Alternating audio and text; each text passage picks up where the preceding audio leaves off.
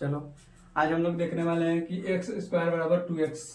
इसमें x का मान हमें निकालना है। x के मान निकालने के लिए कोई बच्चा बहुत जल्दी में रहेगा, वो x बराबर 2 लिख देगा। इसका x बराबर 2 आंसर तो है, लेकिन सिर्फ x बराबर 2 आंसर देना गलत हो जाएगा। इसका एक और आंसर है, क्योंकि डिग्री 2 है। डिग्री 2 के मतलब जितना डिग्री है उतना आंसर होगा, जितना पावर ज़्यादा उतना आंसर होगा, क्योंकि सर्टिफिकेशन।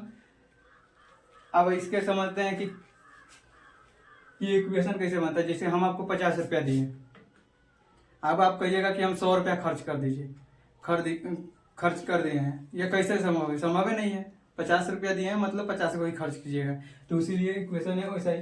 तब एक्स स्क्वायर बराबर 2x में वो बच्चा दे देगा x बराबर 2 आंसर, लेकिन इसका आंसर सिर्फ यही होगा, ये नहीं होगा। इसके लिए इधर इक्वेशन बनाते हैं 2x, ये इक्वेशन यहाँ पर है, तो एक्स स्क्वायर 2x इधर लाएं, उसके बाद में 0 बराबर में 0 हो जाएगा। तो x इसमें से कॉमन लेंगे, x माइनस 2 बराबर 0। x बराबर एक तो 0 इसमें सब्स्टिट्यूट कर देगा और दूसरा x बराबर 2। देखिए अब 0 के स्क्वायर यहाँ पर रखिएगा तो 0 होगा, और 0 से इसमें मल्टीप्लाई कीजिएगा तो 0 हो जाएगा। यहाँ पर x बराबर 2 है, तो 2 के पावर 2 4 होगा, और 2 क्रॉस 2 तो 4 हो जाएगा। तो ये दोनों बराबर है, इसलिए ये दोनों मान होगा इसका। इस इक्वेशन के ये दोनों मान इसलिए होगा कि दोनों सब्स्टिट्यूट कर रहा है। सिर्फ यही आंसर ऑब्जेक्टिव की दुनिया है। अभी के समय ऑब्जेक्टिव की दुनिया, ऑब्जेक्टिव की दुनिया में ये सही भी हो सकता है, लेकिन कहीं पर ये ना देकर आपको ये भी दे सकता है। और इसलिए और कोई बच्चा इसका जो आंसर ये दिया होगा तो ऐसा किया होगा, इसे काट दिया होगा, जो कि गलत है।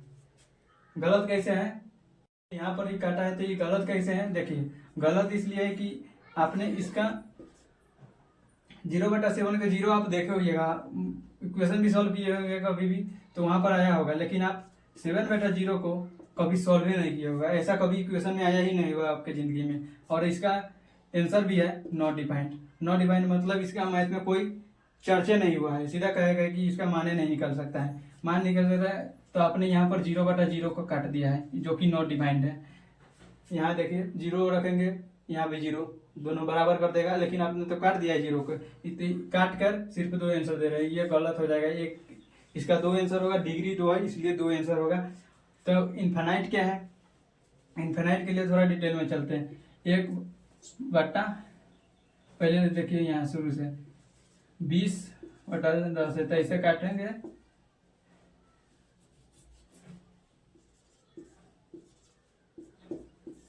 2 आएगा।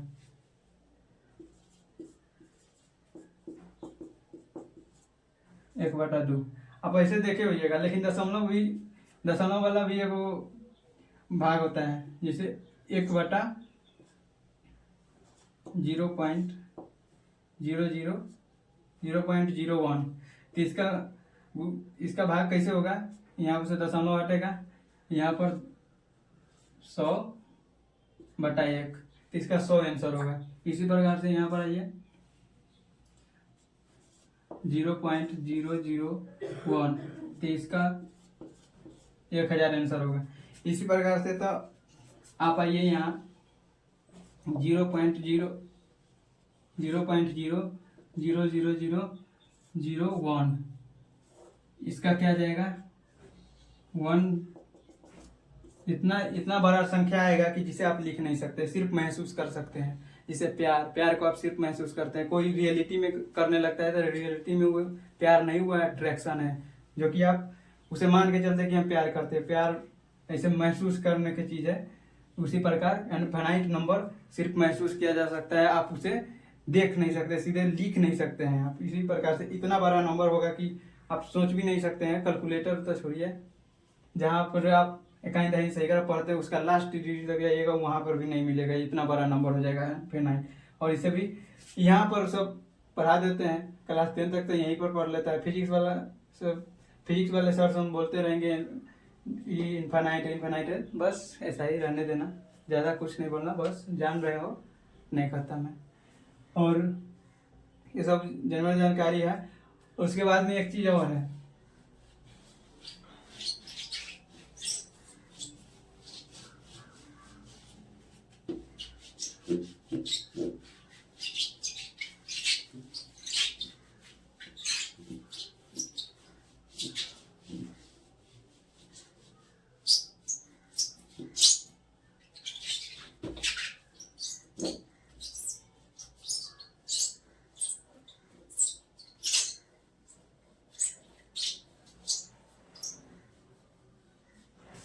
फुल। 0 बराबर 0 तो कोई भी लिख सकता है। अरे खुद के बराबर खुद तो कोई भी हो सकता है ना, मेरे बराबर मैं ही हूँगा ना। अब कोई जबरदस्ती बोलेगा कि मेरे बराबर कोई और है तो ये गलत है। सीधा सीधा बात है, 0 के बराबर 0 लिख देंगे। 0 के बराबर 0 मतलब 1 - 1 बराबर 0 होगा, ये भी 0 हो गया। अब लिखते हैं यहाँ पर इक्वेशन x - 1 बराबर 0, x² - 1 बराबर 0, x³ - 1 बराबर 0, x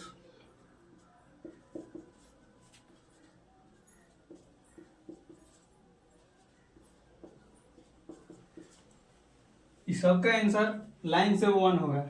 यहाँ पर भी 1 रखिएगा तो 0 होगा, यहाँ पर भी 1 तो 0, यहाँ पर लेकिन सिर्फ 1 होगा, ये कहना गलत होगा, क्योंकि इसका आंसर यहाँ पर तो 1 होगा, लेकिन यहाँ पर आते ही इसका आंसर बदल जाएगा। कैसे? तो इसका आगे आते हैं, x²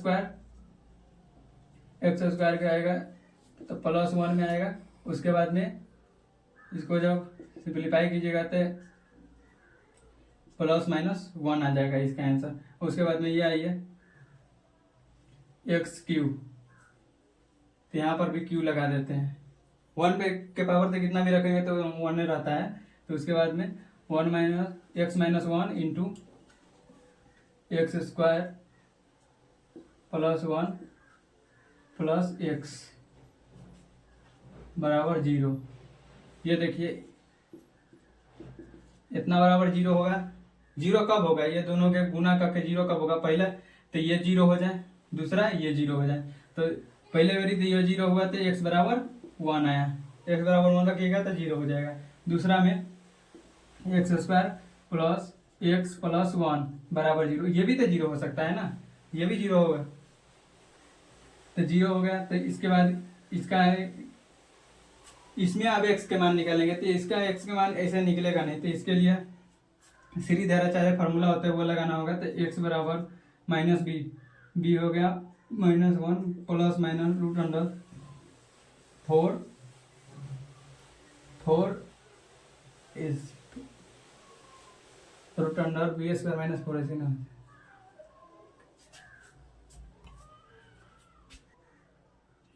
जैसे इसका अब इस इक्वेशन में अब x के मान निकालना है, तो x के मान निकालने के लिए हमें ऐसे निकलेगा नहीं फर्स्ट इंटू लास्ट है, तो हमें इसका सीरीधैर्याचार्य फार्मूला यूज करना होगा। तो x बराबर -1 ± √b² 1 - 4 ac 1 है, कोई फर्क नहीं पड़ेगा 2।